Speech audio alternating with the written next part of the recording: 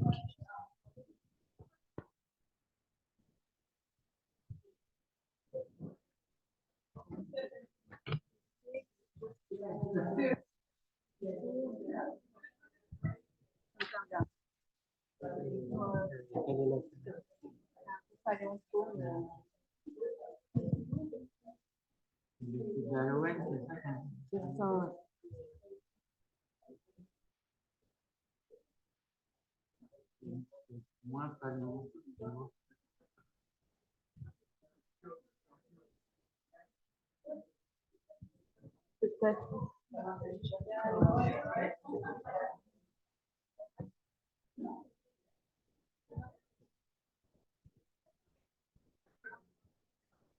t'entends bien?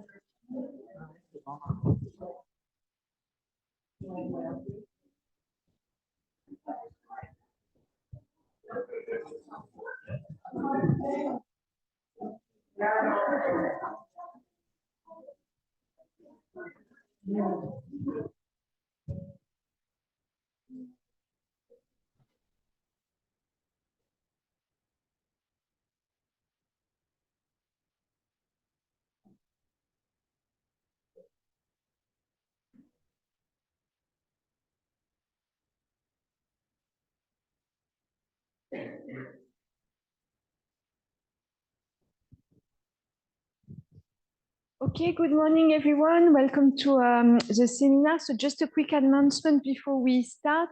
Next week, exceptionally, we're going to have two seminars, one on Wednesday and the usual one on Friday. We can start today's seminar. So as usual, people on Zoom, you are on a webinar mode, so report any technical issue in the chat, and please use the Q&A tab to ask any questions, and you will be allowed to interact with the room during the discussion session. And with that, thanks very much, Vandana, for today's speaking. Hello, today we are welcoming Ann Tate, who does amazing research as both a theoretician and an experimentalist, and studies mainly evolution of immune systems, and she explores the evolutionary and ecological feedbacks on all the population scale, molecular scale, and finished her PhD in 2014 with Dr. Andrea Graham in Princeton University, where she studied immune priming. And then she was a postdoctoral fellow for 3 years at Houston, and now Anne is based in Vanderbilt University since. And so now we'll get to present her amazing research. All right, thank you, Vandana, and thank you for coming to my talk and for the invitation to speak today. So I'm going to be talking about immune system optimization in a variable world. So parasitism is not a new invention, right? If you go back in the fossil record, can everybody hear me back there? Good. Okay. If you go back in the fossil record, you can find things from 500 or even 1 billion years ago where parasites have been attacking hosts. And so one of the questions that we're fundamentally interested in is that if hosts have been selected by parasites for so long, why do we still get sick, right? Why hasn't evolution solved this problem of parasitism? Well, for one thing, as you all probably know, parasites can also evolve to evade host defenses. And because usually they have faster generation times than their hosts, they can evolve more quickly. And so, for example, this is the phylogeny of the H3N2 influenza A virus strain here. And you can see that it has this ladder-like shape, and that's basically being driven by serial strain replacement, being driven by the selection pressures from human immune systems that are evolving to make the virus evade the immune responses.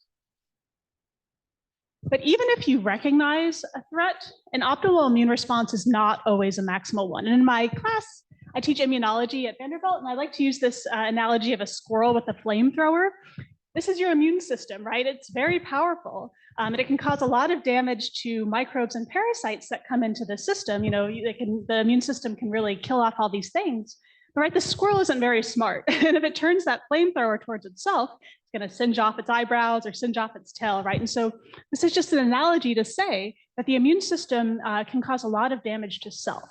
Right, and the more you invest in the immune response, the bigger that flame is, the more potential damage you can do to yourself. And so when we think about investment in immune responses, right, immunity is costly in terms of energy. It takes a lot of resources to fuel an immune response. like that squirrel with a flamethrower, it can do a lot of damage to self, right? And so when we're trying to think about optimal immune response, this can be, then on this axis, I have the antibody response, but you could also imagine this is any type of immune investment, right? It can be investment in your insect innate immune response, and your plant salicylic acid signaling response, right? And to some extent, as you increase that response, parasite damage. But as you keep investing, right, then you're going to start running into the problem of autoimmunity and immunopathology. And this is going to trade off with resistance to infection, right? The more you invest in immunity, the more you can fend off these parasites, but it's going to cost you. And so when we look at the population, right, and we actually look at how immune investment scales with fitness, host fitness, this is an example from the Soay sheep where the more they invest in antibodies, the more likely they are to kill off their worms and therefore survive the harsh winter because they're being less exploited by worms. But as you keep investing, it comes at the cost to reproduction because this is energetically expensive and increases the likelihood of autoimmunity. And so there's some kind of intermediate optimum in the immune response here. But you have to remember that there's a lot of changing selection pressure. So for example, with the Soay sheep, maybe sometimes the winter isn't as bad, so it's not going to kill you off if you have to deal with worms over the winter. And sometimes maybe there's increased selection pressure to reproduce quickly or something like that. And so this optimum is going to change across seasons and across populations, right? If they're adapting to different types of parasites, we have local adaptation going on. And these processes together are going to generate variation within and across populations in the optimal immune response. One of the things my lab is very interested in is thinking about how an immune system should be structured across ontogeny, that is from birth to old age, right? Because as you can imagine as a human, when you're born, you don't have a very good immune response. You're not able to defend against parasites very well. Fortunately, you're often protected by maternal antibodies at this time, which can limit some of the damage that parasites can do to you. But as you get older, right, your immune system comes online, you're better able to fend off viruses and other infections.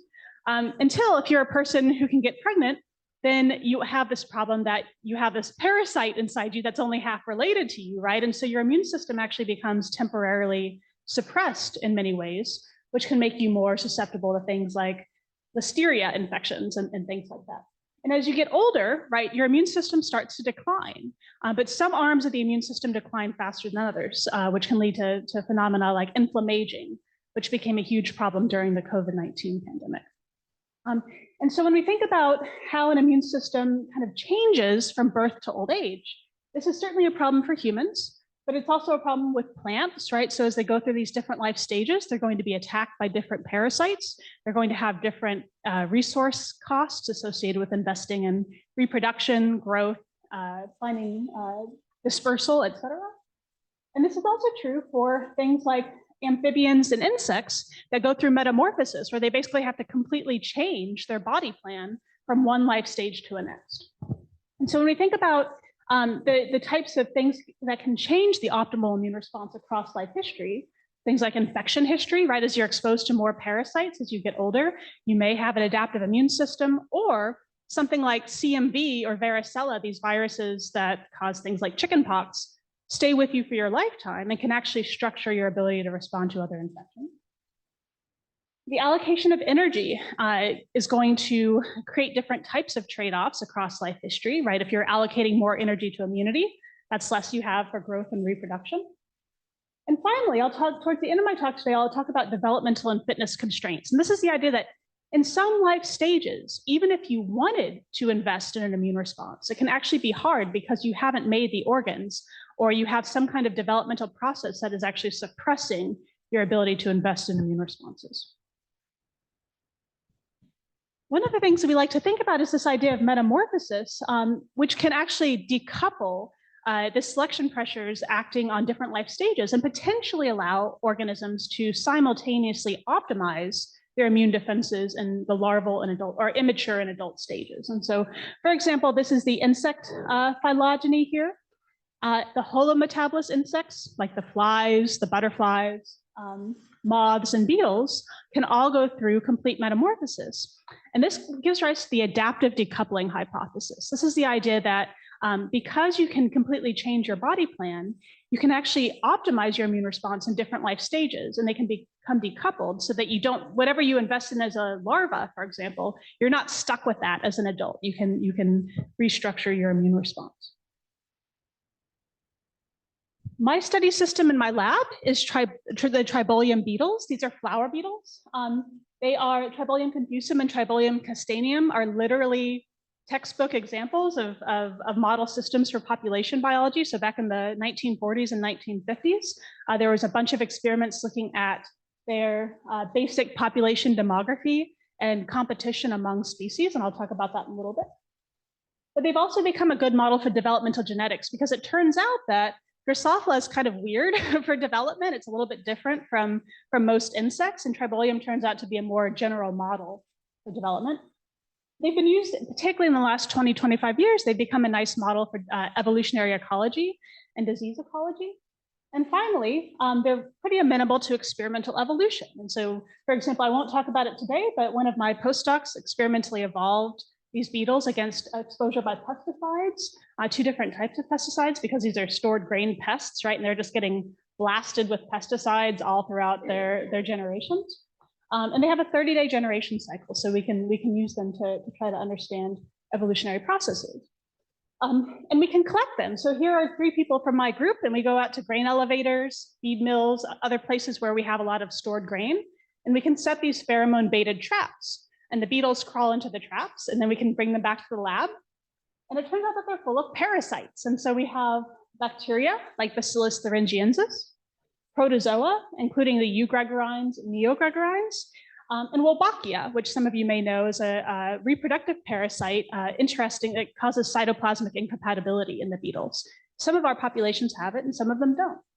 And so we have this really nice array of different parasites that these beetles are getting infected with, and we can expose the beetles in the lab to the different parasites. And we also, because we can go out and collect these parasites around Tennessee and Kentucky, the states that I live, that we're nearby, we can start natural populations. We can bring them back into the lab and have a lot of genetic diversity to work with. All right, so the central questions that I want to answer today are: why should the structure and function of an immune system differ across life stages, populations, and species? And then what are the consequences of immunological variation for host and parasite ecology and evolution? And to answer these questions, we can't just focus on one scale of biological organization. We really have to think about feedbacks across both ecological and evolutionary scales. And so, for example, we have here some different species of flower beetles. We have the larval and the adult stages, right? And depending on the types of trophic cascades that are going on, this is a typical stored grain pest community, for example. These species can share parasites. And then the epidemiological feedbacks from those shared parasites are going to influence the selection pressures acting on immune systems. And so the first part of my talk today, I'll be thinking about the trade-offs of variation and regulation of immune responses. Then we're going to think about co-infection and how interactions among parasites within the host can influence dynamics at different biological scales. And finally, I'm going to talk about developmental pleiotropy, ontogeny, and the evolution of immune signaling networks. So getting the life stage stuff back into the discussion. So let's start with talking about the trade-offs and the regulation of immune responses. So an optimal immune response is one that you turn on quickly and then turn off quickly. And this is theory, for example, developed by Steve Frank way back 20, 25 years ago. And it's basically become the basis of how we think about immune system evolution even today. And so, for example, we can have 2 different strategies here. So we have an immune response that turns on quickly, and then it can either turn off quickly or turn off slowly. This will translate into differences in resistance to infection. So if you turn off your immune system quickly, you may not clear all the parasites, but if you get those parasite levels down to a tolerable level, there may be an advantage to that. Whereas if you turn it off slowly, you might be able to clear every single parasite, but just like that squirrel with a flamethrower, right, you might be doing a lot of damage to the self by keeping the immune system on. And this all depends on the relative amount of damage that's being done by the microbes versus the host, right? And so if the immune system is more costly than the microbes, then turning off that immune system slowly is going to be very costly. Whereas if the microbes are super pathological, then it makes sense to try to clear every single one.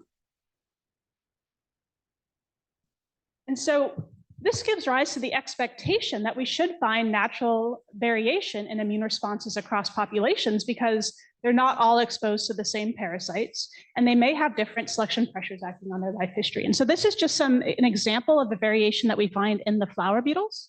So here we have hours post-infection with, we have two parasites here.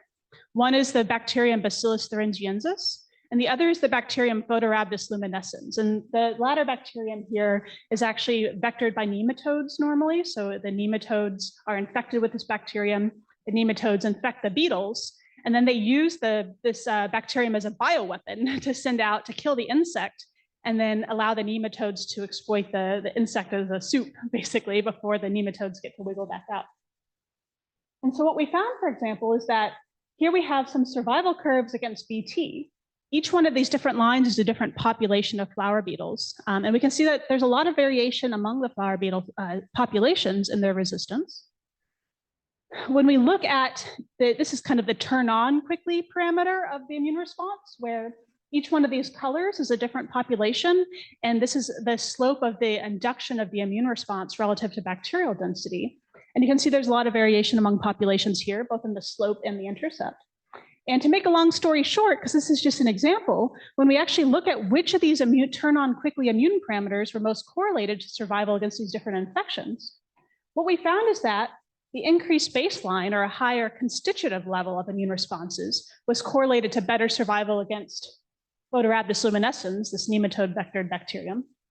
But an increased slope, or being too twitchy, or turning on that immune system too quickly and strongly, is correlated with worse survival against Bacillus thuringiensis, right? And so even if we're looking at the similar populations, we can see that there are some fundamental issues with trying to defend against multiple parasites at the same time that is going to separately structure optimal parameters associated with the dynamics of immune responses. And to give you an idea of how insect immune systems naturally work, so here's a typical signaling pathway. This is the toll pathway in insects. It's very similar across Drosophila and Tribolium, for example, where we have some kind of extracellular recognition arm of the signaling pathway. We're recognizing gram-positive bacteria and fungi. That's going to lead to the activation of the toll receptors, which are then going to cause the transduction of a signal through the cell, resulting in the translocation of our transcription factors into the nucleus, where the insects can then start transcribing genes like antimicrobial peptides, transferrins, and other things that are ultimately going to fight the infection, all right? And so if we want to increase infection resistance, that is, we want to change the shape of some of those parameters in the induction, how should you do it, and what is it going to cost you? And so we can think about cartooning this signaling transduction pathway like this, where we have some recognition events going on up here, and we have some regulators that are going to turn that off, and that's in blue. Once the signal transduction starts, we can have some regulators that are going to dampen down that signal transduction.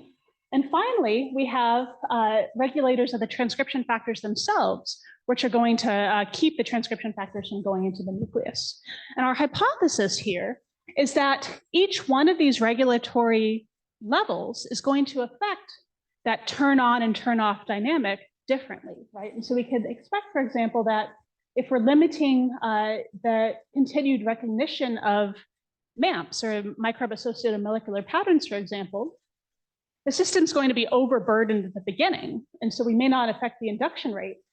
But as these negative regulators are transcribed later in infection, if we lose them, then we might actually see an increase in the turn-off parameter. If you limit signal transduction, it might reduce the magnitude of the peak response. And if you mess with the things that are regulating the transcription factors, then we might expect to see a global effect on the dynamics, where everything is turned on to a much higher level.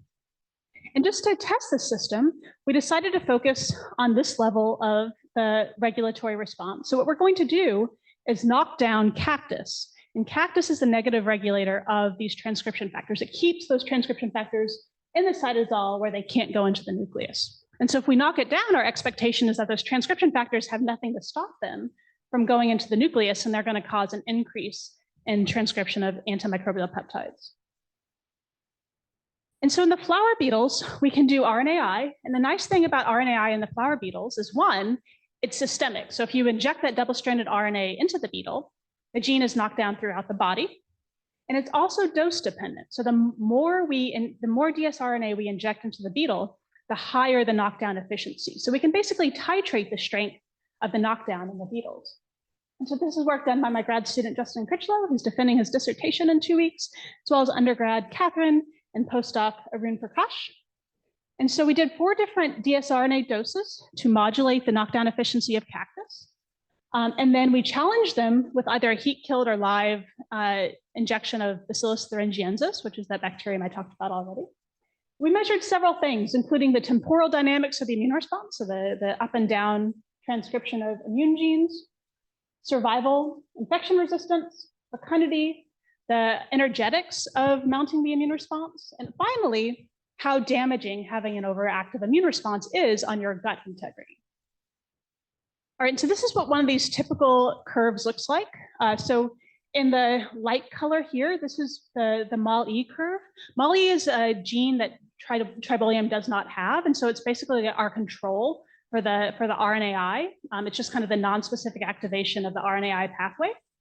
Whereas the cactus dsRNA is knocking down that negative regulator, so we expect to see an increase in immune responses. And so let's look at the MAL-E curve first, where this is hours post exposure to heat-killed microbes. This is the magnitude of the immune response, and this is on a log scale. All right, so as soon as we inject them with bacteria, the immune response increases the transcription of immune genes by 8 to 10-fold at least. And then gradually, as they clear the microbe-associated patterns, the immune response decays, right? So we've turned on the immune response and turned it back off. But what happens when we knock down cactus? And so you can see that even before we inject them with the microbes, the immune system is on, and it's basically on to the maximal level, thanks to the fact that there's nothing to stop these transcription factors from getting into the nucleus. And it does actually decay a little, which suggests that there is some secondary regulation in the system as the immune response tries to turn back off. But you can see that there's a very different dynamic here between the MAL-E curve and the cactus. And the cactus injected individuals are mounting a much stronger immune response than the controls. And this is in a dose-dependent manner, so the colors may be hard to see from the back, but each one of these colors is a higher dose. As you go from left to right, it's a higher dose of dsRNA. And you can see that the magnitude of the immune response is dependent on how much dsRNA you pump into them. And the decay rate is also dependent on that. But when we look at resistance against infection, what we can see is that given an otherwise LD50 dose of the bacteria, so the MAL-E curve is the lightest one there, they die pretty quickly from this bacterial infection. But when they have their immune response constitutively on, thanks to this cactus knockdown, they're much better able to survive infection. So, right, so having it on all the time is really good. You get to defend against parasites. But there's a huge cost to this. And so this is the lifespan of the host. And now you can see these survival curves are essentially reversed, right? So those who, the control individuals, they'll survive for weeks to months. But if they were injected with a cactus double-stranded DNA, you can see their lifespan really declines rapidly, particularly at that highest dose of dsRNA.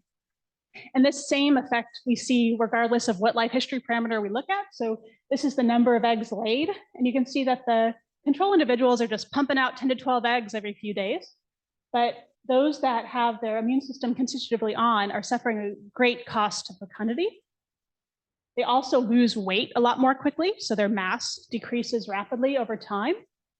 And finally, this is a Smurf assay that we use in our flower beetles. And basically what this is we feed them food that's been labeled with a dye. It's a really simple assay, but when they eat the food, if their gut has good integrity, there's no leaky gut or anything, the green dye stays in their gut, and that's what you can see over here. But if they have problems with their gut integrity, they have a leaky gut because it's becoming damaged by the immune response, then they become green all over. And so you can see that, I don't know if you guys can see in the back, but these beetles on the left are green all throughout wherever their hemolymph flows, right? And that suggests that their gut is not able to maintain the food inside the gut. So clearly there's a big cost to having an activated immune response. But we see that the relative costs and benefits of variation in immune dynamics depend on parasite type, right? So whether we're looking at Bacillus thuringiensis or Photorhabdus luminescens. And altering these dynamics, so playing around with the magnitude of the immune response, can benefit infection resistance, right? They're much better able to fight the parasites, but it comes at a cost to other host traits like reproduction and fecundity. So we started with cactus. Cactus is kind of a hammer that we hit them over the head with because it's the most downstream regulator. But you can imagine that at these different levels of regulation, we're probably going to see different effects on the induction and decay dynamics of the immune response. So what one of my students is doing right now is actually using a kinetic model to try to understand how variation in the regulation is going to translate both into resistance against different types of parasites, but also the fitness costs of having variation in the dynamics of the immune response. So stay tuned for that. Any questions about part one before we move on? All right, next I'd like to talk about co-infection. And this was work done by former postdoc Nora Schultz, who's now in Joachim Kurtz's lab in Munster, and Faith Rovenholt, who was an undergrad in my lab and is now with Jeff Stephenson at Pittsburgh. And so I mentioned that these beetles were textbook examples for population biology. And one of the examples of this is some experiments that were done in the 1940s and 1950s on a phenomenon called parasite-mediated apparent competition. And this is the phenomenon where, for example, here we have two flower beetle species, Tribolium castaneum in blue and Tribolium confusum in yellow. And in the absence of any type of parasites, Tribolium castaneum has a much higher reproductive rate and develops more quickly than confusum. And so if you throw these two species together in a flower bin, Tribolium castaneum in purple here will outcompete Tribolium confusum, all right? Pretty quickly even. So this is the mean population density, and this is the time in days. However, if you throw in a parasite that they both get infected with, this is the Adelina tribolii, you infect them together, and what you can see is that in this case, Tribolium confusum can actually outcompete Tribolium castaneum because the parasite causes a lower mortality rate in Tribolium confusum. And so we can actually flip the outcome of competition between these species by adding in a parasite. And this is certainly, this is an off-cited example, but there's many other examples. For example, the competition between the red squirrels and the gray squirrels. I don't know if you guys have heard about this, but there's a pox virus has mediated competition between those species. And we can find many other examples throughout the plant and animal worlds as well. All right, so we saw that coccidian example, and we had been working with both of these species in the lab with Bacillus thuringiensis. And lo and behold, we find the same type of effect among the species with Bacillus. And so here we have hours post-BT infection and the proportion survival. And you can see that overall, confusum is much more likely to survive infection with BT than Tribolium castaneum is. And this is pretty consistent across populations. And so we thought, well, we don't have Adelina tribolii in the lab like the 1940s and 1950s experiments had, but we do have this parasite. But as we were thinking about it, we had been going out to these grain elevators and feed mills and bringing the beetles back. We were finding so many different parasites. Even within one beetle, they were often infected with 2 or 3 different species of parasite. And so we realized that rarely is there just one parasite in the system. So we wanted to ask, does co-infection with other natural parasites influence predictions for parasite-mediated apparent competition among host species? And to work through this problem, we first have to understand how parasites interact within the host, right? So if we have parasite 1 and parasite 2 here, this could be something like these gregarines that we find in basically every beetle we bring back to the lab in Bacillus thuringiensis. They're parasites, right? By definition, they exploit host resources to benefit their own fitness and transmission at the expense of the host. And so they're competing for resources. So we have an antagonistic interaction there.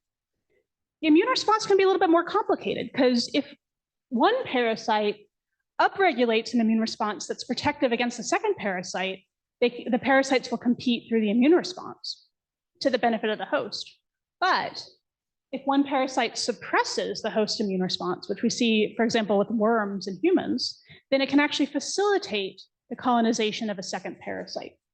And so if we think about, and this is just part of a table that Faith and I put together, if we think about how parasites interact, whether they're competing with each other or facilitating each other through resources or immunity, That's going to translate to very different outcomes for the host. And sometimes it's very difficult to predict what the outcome for the host will actually be in terms of increasing or decreasing mortality or recovery based on knowing the parasites alone. You really have to do the experiments to find out. And so we did this experiment where we infected Tribolium confusum and Castanium with those gut parasites, those gregarines or not. And then we infected them with BT. And we wanted to ask, how does that primary infection with the gregarines influence susceptibility to the secondary bacterial infection?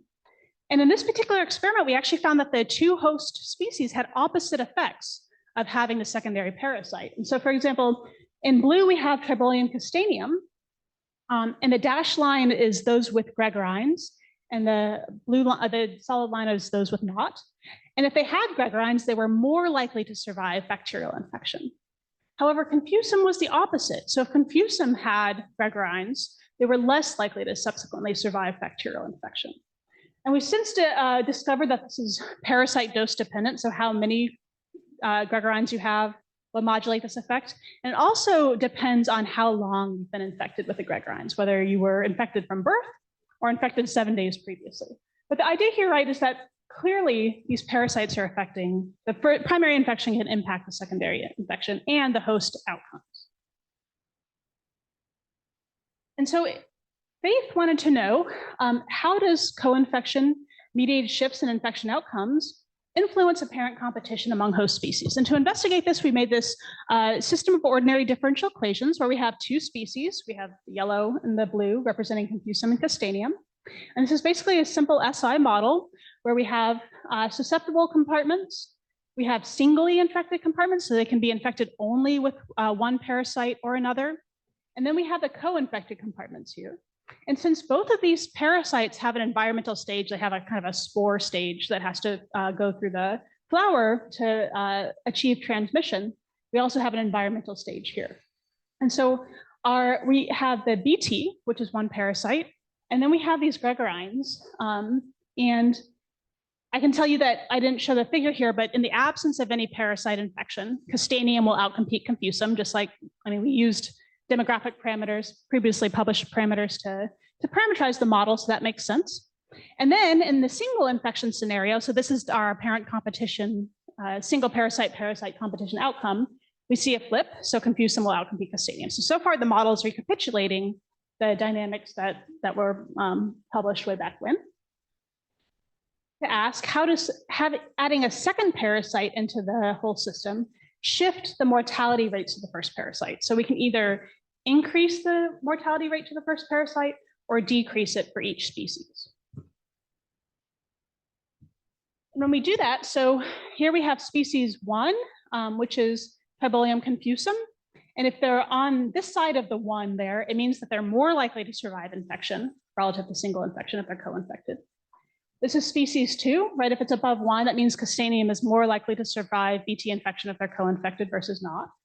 And you can see that there's this space where we can get kind of this triple point where we can get different outcomes in the competition dynamics. So if it's yellow, so if confusum has a higher survival, it means confusum can win.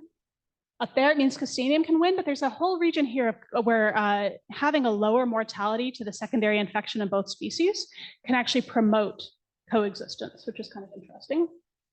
And based on the data, the survival data I showed you a few slides ago, we predict that in that situation, if we threw these two species together, we would expect that Castanium would win. So we'd actually flip the apparent competition outcome back to the parasite-free outcomes under these parameter conditions.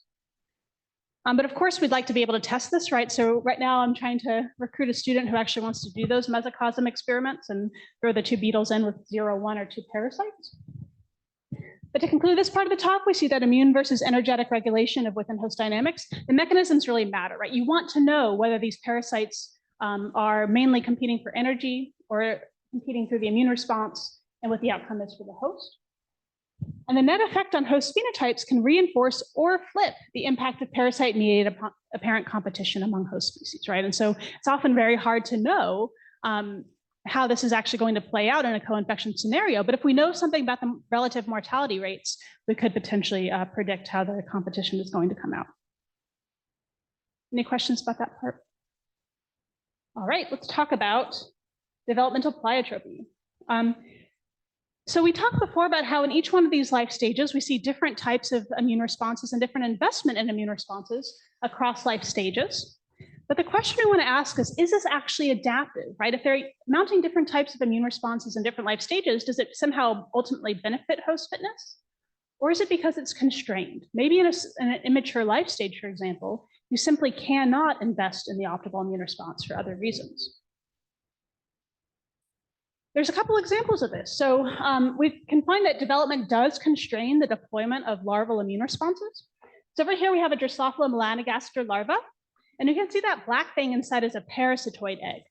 And because it's black, that means that the parasitoid egg has been successfully melanized. It's an immune response that the host mounts to first coat that parasitoid egg in phagocytes or to encapsulate it, and then it secretes the sticky melanin substance all around that egg to suffocate it.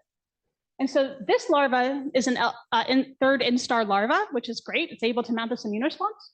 But if it was infected in a previous life stage, so in the L1 or L2 stages, it would not be able to defend against this parasite because the hematopoietic organ only matures later in larval development, right? And so if it infected the larva earlier, the larva would be out of luck and it would succumb to the parasite. At the same time, one of the enzymes that's responsible for making that melanin substance, called phenyloxidase, is actually involved in many different processes. It's a highly pleiotropic molecule in insects, and it's involved both in making the melanin for defending against infection, but also making the melanin that insects use to harden their cuticles, right? And as a larva goes through molting, it has to shed its cuticle and then remake it, right, in order to grow bigger.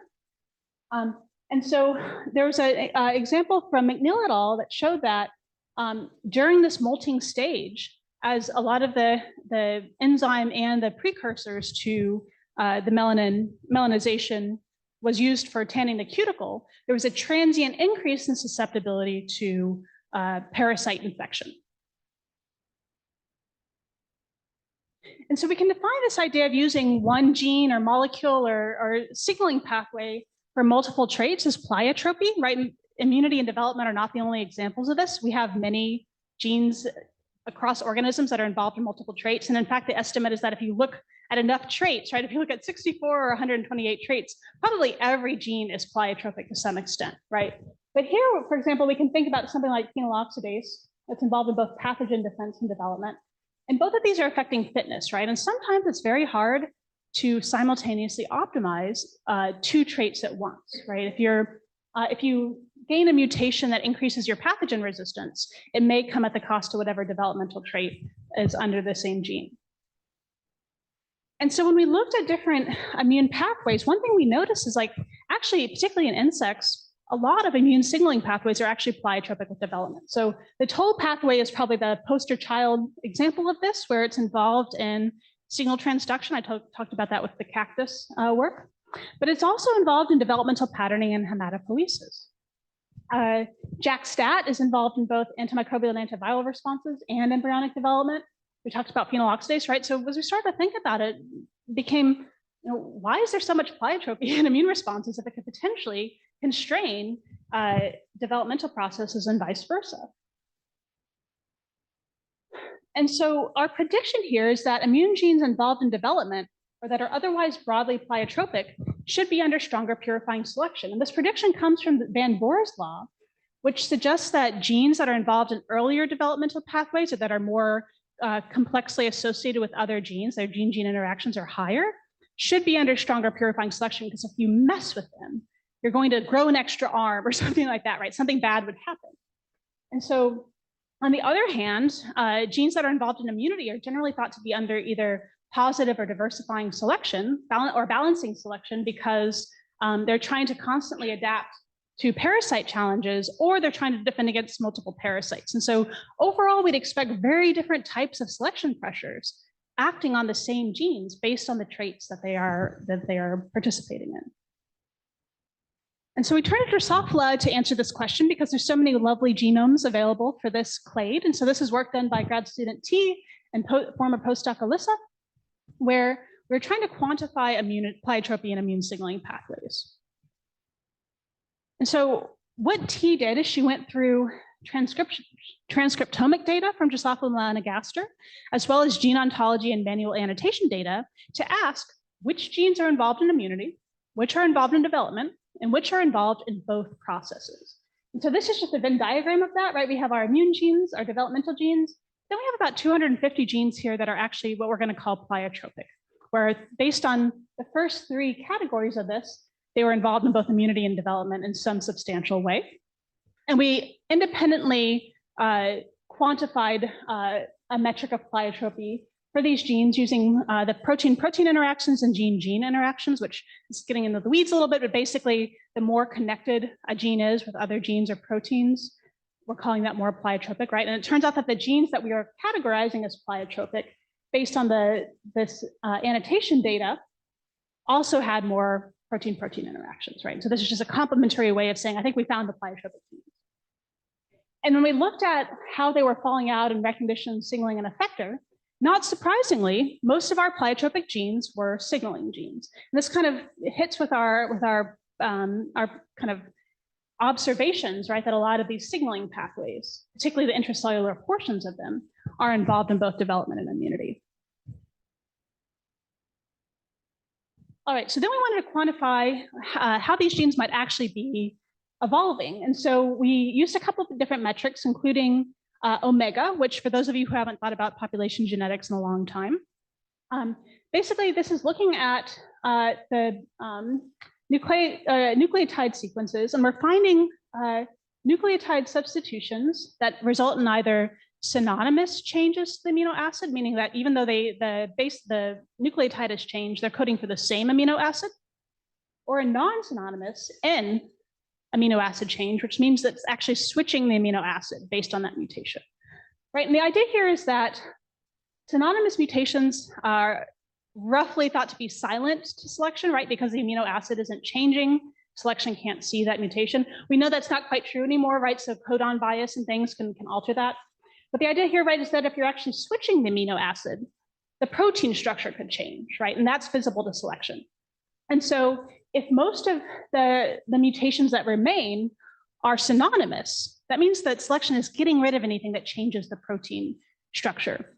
Whereas if a lot of the changes are non-synonymous, that means there's probably positive selection on the protein to adapt, right?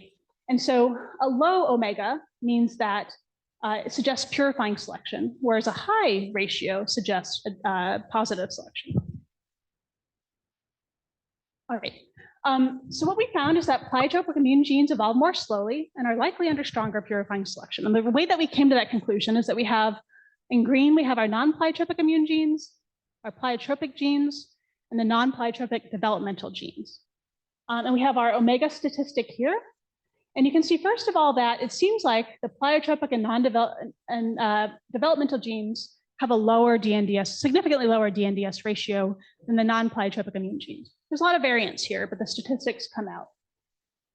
And when we looked at alpha, which is the proportion of substitutions that are under positive selection, this uses both population data within a species and data from across species, that pleiotropic genes have a higher alpha. And basically what that means is that anytime a substitution, amino acid substitution comes in, it had better be improving the fitness of that organism, or it's going to be cut out by selection.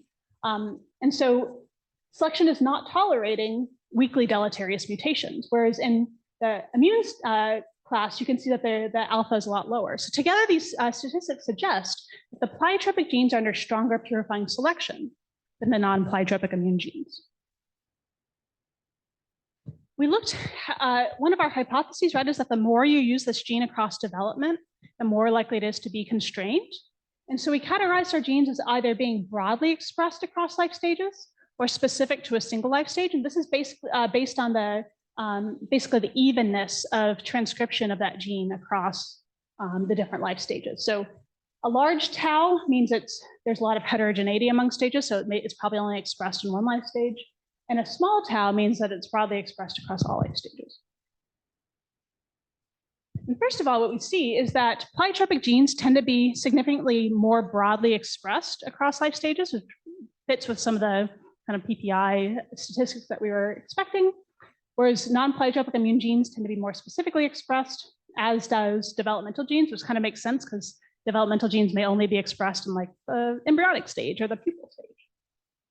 But when we took that pleiotropic category, divided into quartiles, so we have the most broadly expressed genes on the left and the most specifically expressed genes on the right. When we looked at the D/NDS ratio here, it turns out that those that are most broadly expressed are also under the strongest purifying selection. Right? So together, this suggests that, slide here. Oh, and I should say that when we map these genes across the actual pathways, one thing we noticed is that while a lot of the intracellular signaling components are pleiotropic, they're often paired with non-pleiotropic adapters. And this suggests a way in which you can modulate the degree of constraint on a gene, right? Even if the gene itself is under constraint. It's like Lego blocks. If you attach it to something or have it interact with something that can evolve freely without this developmental constraint, you can still potentially compensate for some of the constraint on the signaling gene. And so we then wanted to ask, we see from these statistics that development is potentially constraining the rate of evolution for some of these immune genes, which could potentially hurt the host's ability to adapt to rapid parasite pressure. So why might coevolutionary processes maintain pleiotropy in immune signaling networks if it constrains evolution? And so my grad student Reese here created an agent-based model of immune signaling pathways. And his prediction is that pleiotropy will be favored when the network maintenance is expensive, right? If you have to maintain a lot of different genes at once and keep the protein levels up, it's going to be energetically costly. And when trait expression is not synchronous across development, right? So our intuition suggested that if you're in some life stages and using that same pathway for a completely different trait in other life stages, so asynchronous use of these use of the signaling pathway across life stages, then maybe that alleviates some of that deployment constraint, right? Whereas if you're trying to do them both at the same time, we'd expect that deployment constraint to be higher, like we saw with the larvae trying to defend against parasitoids or using phenol oxidase for multiple processes. And so we can actually create an agent-based individuals that have these signaling networks. So they're basically matrices of proteins and another matrix that has their interaction terms, et cetera. And we have a developmental portion of the signaling pathway, an immune portion of the signaling pathway, and then some kind of downstream portion. And this downstream portion that we're calling an effector here, but it could also be a module of genes. This can be shared among the pathways or not. And if it's shared, we're calling that pleiotropic. And so the way this works, right, is that the host is getting a developmental signal. We made it relatively complex, so it's kind of the sinusoidal thing that they have to match. And they have to evolve to faithfully match that developmental signal into developmental output. And at the same time, they're being attacked by parasites, right? And so the parasites are stimulating the use of the immune signaling pathway, but the parasites can also manipulate that signaling pathway. So they can try to turn it down or turn it off to make it better for the parasites, and they're allowed to evolve as well. And so we have a fitness function for each individual that says, how well do you match that developmental output faithfully while keeping your parasite load as low as possible, while not investing too much in immunity? So each one of these things can be penalized if you don't do it well. The first thing we found is that pleiotropy makes it easier to evolve highly inducible, robust, and fit immune signaling networks. So one of the problems when you start with a new network is that it's really hard to make a signaling cascade that faithfully matches an output. And that's true for immune responses as well as developmental responses. And so when networks were not allowed to be pleiotropic, one thing we found is that they tended to invest in constitutive immunity. So they turned on an immune response before they were infected to try to defend against the parasites. Whereas when you were pleiotropic, this is a histogram of the different strategies. And this is a low infection probability, intermediate infection probability, or high infection probability. You see with the pleiotropic networks, they are much more likely to rapidly evolve towards inducible signaling networks.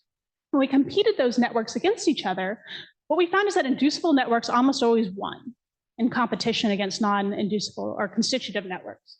And because pleiotropic networks are more likely to be inducible, they were at least as likely to win against the non-pleiotropic networks, despite this transient constraint from sharing the network. And then when we actually looked further at these networks, we found that, so this is In red, we have the non-pleiotropic.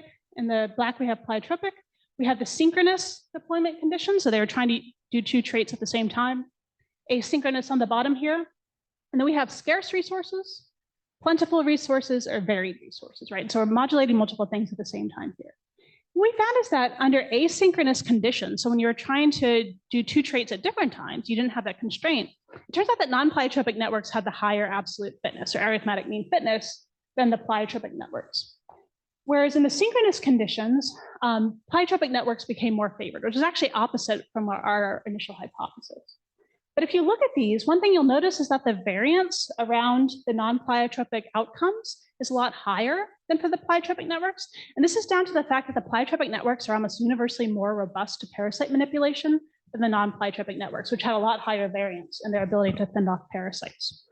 And so we thought, well, you know, thinking about like bet hedging theory and things like that, we'd expect that even if your arithmetic mean fitness is higher, if your variance is also higher, it may translate into a lower geometric mean fitness across generations.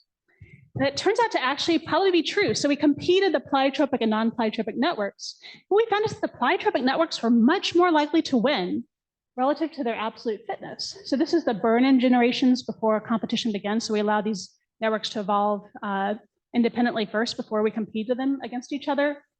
And particularly when the networks were younger, so they had just started to evolve, pleiotropic networks were much more likely to win. This is the proportion of times that the pleiotropic networks win. So the line in the middle is half the time. And if the lines are above that 50-50 line, it means the pleiotropic networks are going to win. We also did a quasi-binomial model. And so the size of those circles is the proportion of times that they fixed in the population. And so we can see that almost overall, particularly in synchronous signaling conditions, the pleiotropic networks are much more likely to win against the non-pleiotropic networks in competition. And so we can see that development can constrain immune responses, but it also opens opportunities for adaptation. Pleiotropy promotes evolution of inducibility, which is optimal, but it's hard to get there otherwise because there's a kind of a fitness valley between having a constitutive response and an inducible one. And pleiotropic networks can outcompete non-pleiotropic ones, particularly under low resources, because they are more robust to parasite manipulation, right? So even though our evolutionary genomics data suggests that these are under stronger constraint evolutionarily, there are advantages to having pleiotropic networks that only kind of manifest when you look at them in competition with non-pleiotropic networks. So to conclude, there is no one optimal immune response. Natural variation reflects both adaptation and constraint, but we need to consider the nature of costs and trade-offs. So are these coming from energetic, genetic, or multiple fronts, trying to defend against multiple parasites? We want to consider the landscape of parasite diversity and exposure risk. How often you get exposed to parasites and the different types of parasites you're being exposed to are really important. And finally, some of these epidemiological and evolutionary feedbacks can really change the optimal structure of an immune response or even generate a lot of natural variation that we might not expect from looking at a single level of biological organization alone. Where we're going from here, so we have 3 different projects right now where we're trying to think about metamorphosis as a natural experiment to explore the relative roles of development ecology and immune system evolution. So within our Tribolium clade, where we have 5 different species of Tribolium in the lab now, we're trying to expose them to all these natural parasites to understand the variation in the structure of immune signaling across these species, because they diverged like over 60 million years ago, but they recently reconverged to be stored grain pests. And so there's kind of an interesting kind of potential for both convergent and parallel evolution there. Across the stored grain community, so these are very different species just of beetles, but there's many different species of beetles. Some of them have very similar ecological stages among larval and adult stages in terms of the food they eat, parasites they're getting exposed to, where some of these species have completely different trophic ecology from the larval to the adult stage, for example. So we want to leverage that ecological variation to try to understand how it impacts immune system evolution. And finally, we just had a big project funded where we're looking at T-cell repertoire diversity across life stages in amphibians, because amphibians also go through metamorphosis. And it turns out that in Xenopus, which is the big model for frogs, the larvae mostly, or the tadpoles mostly invest in innate-like T-cell receptors, which are not diversified, whereas the adults then invest in a lot of diversified T-cell receptors. So once again, we see that kind of ontogenetic structure of immune responses. I'd like to acknowledge my lab. The flower beetles that died in pursuit of this work, all of our funding. And I thank you for listening, and I'm happy to take questions. And I think there's some time in the afternoon to meet as well. So if you'd like to chat some more, I'm happy to do so. Thanks.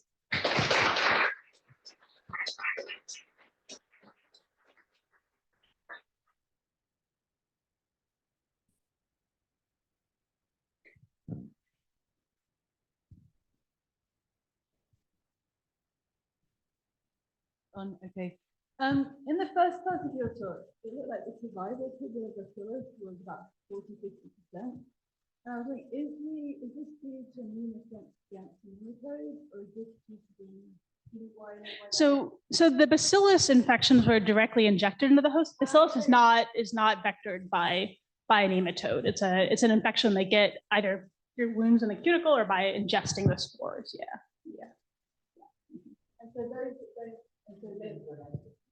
okay, sorry. They are the ones that actually resist it. They are infected.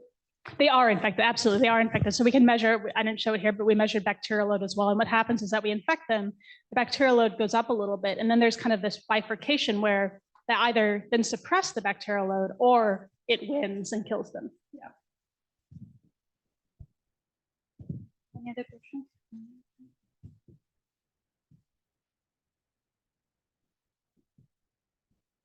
Thanks. That was a super interesting talk. This is kind of a tangent, but so you're showing all the different sort of parasites and bacteria that the beetles have, and this is all in food grain. Is that an issue for human consumption of that? Well, so there's only one parasite that we know of that the beetles get that will infect humans, and that's the rat tapeworm. And so the rat, if you were to eat a beetle that was infected with the rat tapeworm, you might get it, but in practice, it doesn't seem to happen very often unless you're eating really kind of gross grain that had a lot of rats in it. But these other parasites, none of them infect humans. Yeah, but it is kind of worrisome, right? Because we think about these single beetles, but then there's all these other beetle species that are also kind of sharing their parasites. And a lot of a lot of the flour that we collect is from animal feed mills. So it's for like horse feed and dog feed and things like that. Human feed mills have a lot more stringent standards, but we still find beetles there. So, yeah. Any other question? I have one question. So you said immunity is costly, right? So in the troll pathway, I think. So when you have, so if the immune system is constantly active, they have higher cost. So, but do you think that there were? So you said they die early on, so they survive lesser number of days and they lay lesser number of eggs. So, but do you think there could be a terminal investment because they are, dying early on? Maybe they could be reproducing more. Well, so our data suggests, I mean, terminal investment is possible, and we do see it against live infection in the beetles. But this was even in the absence of infection. They were reproducing less, and it was within 3 days of injecting them with the dsRNA, they stop reproducing. So it's clearly just like a super cost to the immune response in this case. They don't really even have time to start pumping out eggs before they lose their ability to reproduce. Yeah.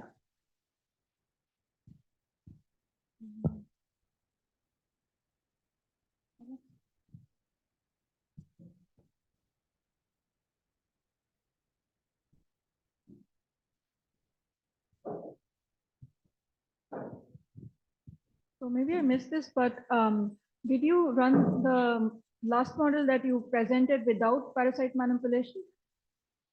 The pleiotropy? Yeah. Yeah, that was without any kind of parasite infection. That's just looking at the signatures. I mean, over evolutionary time, these hosts have definitely been exposed to parasites, but in that agent-based model, so in the agent-based model, they were exposed to parasites. Yeah. So they had an in silico parasite. Oh, no. I'm asking whether you looked at, so that if you go back to the pathway, I don't remember, but it may be, right. So there's a, in the agent-based model, there's the 2 pathways. The next slide, I think, no, yeah, this one. Okay. So there you have this kind of effect of parasite, kind of this manipulation effect. So is there like a qualitative difference in the results when you have parasite manipulation versus when you don't have parasite manipulation? Oh, I see what you're saying. Yeah, so in all the evolutionary simulations, they had, we altered the probability of getting infected. So the top only had like a 10% probability of getting infected in any given generation. The bottom had over a 90% probability of getting infected in a generation. And it does impact the types of immune responses that evolve. But that's not the question. It's more Okay. like, well, there is a possibility of having a parasite, but that's not manipulating the immune response. Rather, Oh, I see. Yeah, so this edge here can evolve, Yeah. and so it can be 0, it can be something other than 0. And so that's a trait of the parasite. So That's a trait of the parasite. okay. Yeah, that's right. So if you force that to sort of not, like if you force that to not happen, versus, so when you don't allow for understand. coevolution versus when you allow for coevolution, do you have a qualitative difference? Yes, it does. So the parasite manipulation really drives the robustness estimate. So if the parasites aren't manipulating the host, there's no need for the increased robustness in the immune signaling pathways because they're not being manipulated. And so it doesn't drive as much favor in pleiotropy. Okay. Yeah. But there is still some. There's still some even without Pleiotropy, even without that, yeah.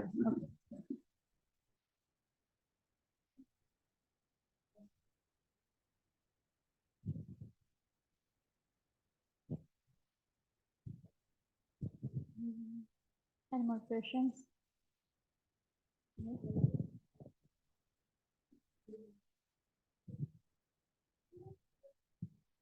You use the microphone.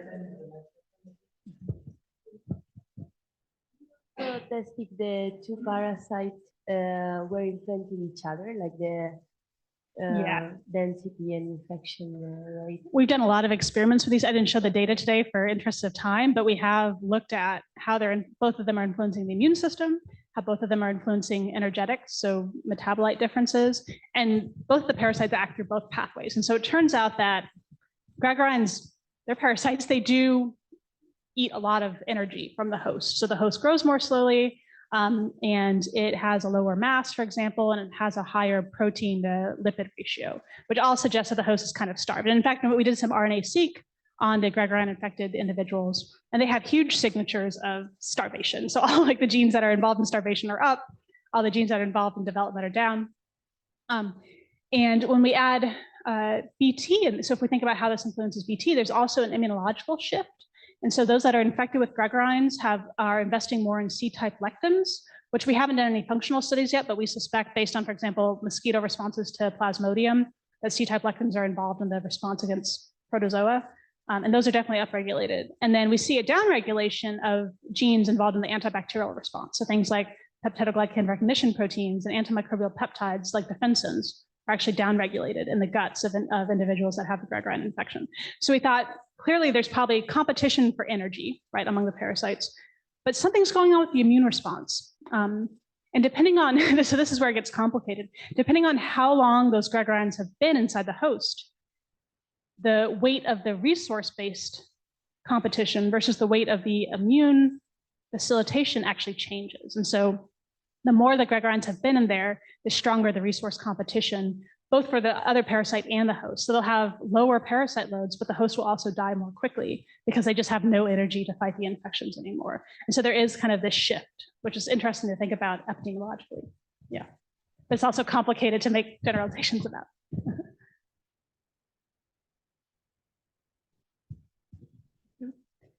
Just like a small question, and sorry if I missed it, but the leaking gut, is it like because they are lacking the energy for body maintenance, or is it kind of side effect with the immune system attacking the? Yeah, so we're not quite sure yet. So the problem with using cactus and the toll pathway in general is that it's super pleiotropic, right? And so not only is it involved in immune signaling, but it's also involved in, we think, probably in gut integrity as well, just like the replication of the gut cells and the maintenance of the stem cells inside the gut.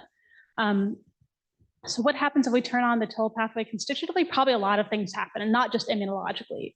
Probably developmental and cell replication issues happen as well. So we're not in the stage where we can blame it entirely on immunopathology or the cost of immunity. There could be some kind of developmental side effect as well. So we're trying to go to some of the other pathways that aren't as involved in development and try to mess with those as well to see what's actually going on. Yeah.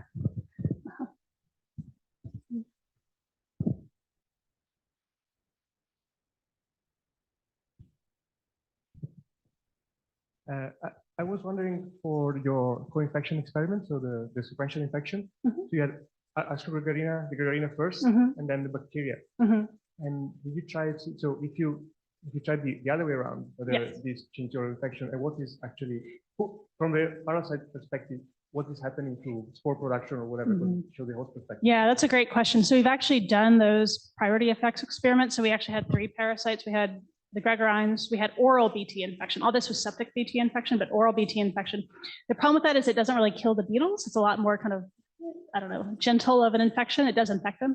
And then we had a parasite called the Pharinocystis, which is a neo-Gregorine, which is a lot more virulent.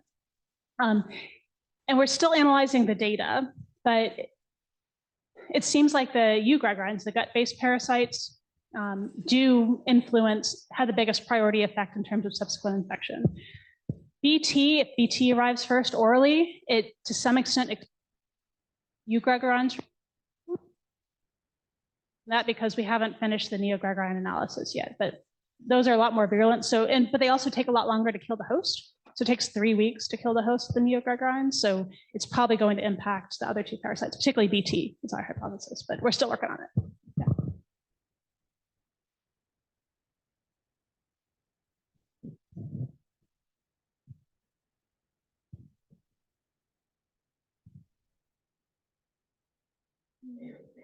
Any last question?